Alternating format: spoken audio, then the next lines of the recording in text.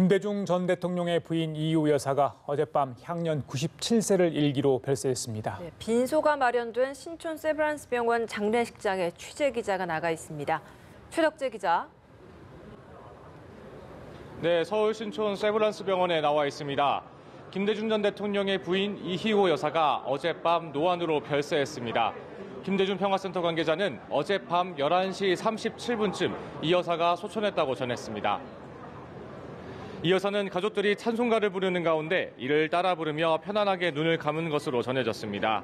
차남 홍업 씨와 삼남 홍걸 씨 등 가족이 지켜보는 가운데 평안히 눈을 감았습니다. 이 여사는 노안으로 입원과 퇴원을 반복해왔는데 최근 앓고 있던 간암 등이 악화된 것으로 알려졌습니다.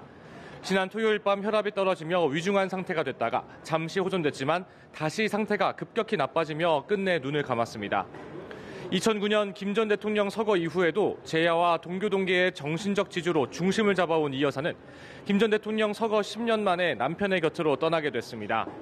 이 여사의 별세 소식에 핀란드를 국빈 방문 중인 문재인 대통령은 부디 영면하시기 바란다며 고인을 추모했습니다.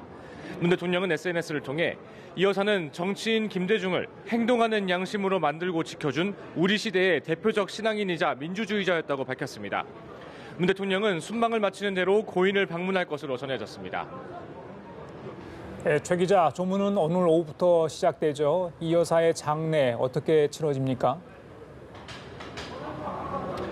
네, 장례는 유가족의 의사에 따라서 사회 각계 각층의 인사가 참여하는 사회장으로 치러집니다. 빈소는 이곳 세브란스 병원에 마련됐고 조문은 오후 2시부터 가능합니다.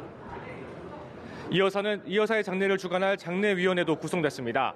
장상 전 국무총리서리와 평화당 권노갑 고문이 위원장을 맡고 5당 대표가 장례위원회 고문으로 참여하는 방안이 검토 중입니다. 장례를 주관할 장례 집행위원장은 김대중 평화센터 김성재 상임이사가 맡게 됐습니다. 김 이사는 잠시 후인 오전 11시에 기자회견을 열고 이 여사가 생전에 남긴 대국민 메시지와 장례 계획 등을 밝힐 예정입니다. 정치권을 비롯한 각계의 조의도 이어지고 있습니다. 민주평화당 박지원 의원은 저는 늘 김대중은 이희호로부터 태어났다고 말해왔다며 두 분이 그립다고 전했습니다. 또 오후부터 각계 각 당의 조문이 이어지는 만큼 정치권의 추모 행렬도 계속 이어질 것으로 전망됩니다. 이 여사 발인은 이번 주 금요일 오전 6시에 진행되고 장례 예배는 서울 동작동 국립현충원에서 치러집니다. 지금까지 세브란스 병원에서 전해드렸습니다.